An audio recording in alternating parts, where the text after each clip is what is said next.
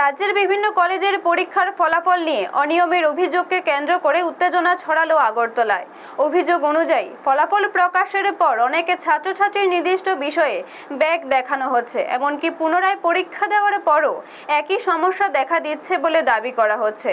ছাত্রছাত্রীদের আরও অভিযোগ, এই বিষয়ে সমস্যা সমাধানের জন্য কলেজে যোগাযোগ করলে তাদেরকে বিশ্ববিদ্যালয়ে যেতে বলা হয়, আবার বিশ্ববিদ্যালয়ে যোগাযোগ করলে বলা হয় কলেজে যোগাযোগ করতে। এই দায় এড়ানোর কারণে সারা বিশ্ববিদ্যালয় জুড়ে পড়ুয়ারা চরম হয়রানির শিকার হচ্ছেন বলে অভিযোগ উঠেছে। এই পরিস্থিতির প্রতিবাদে অখিল ভারতীয় বিদ্যার্থী পরিষদ শুক্রবার আগরতলার ওমেন্স কলেজের সামনে বিক্ষোভ প্রদর্শন করে।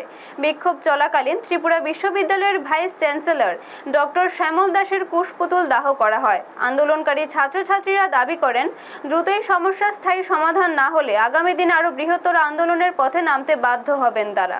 ব্যুরো রিপোর্ট, নিউজ তৎকাল 24।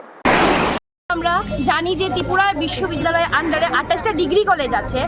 তো সেই ডিগ্রি কলেজগুলিতে অনবরত অ্যাবসেন্ট, ব্যাক, মার্কশিট শো হচ্ছে না। বিভিন্ন সমস্যা নিয়ে আমরা আজকে রাস্তায় নেমেছি, প্রটেস্ট করেছি।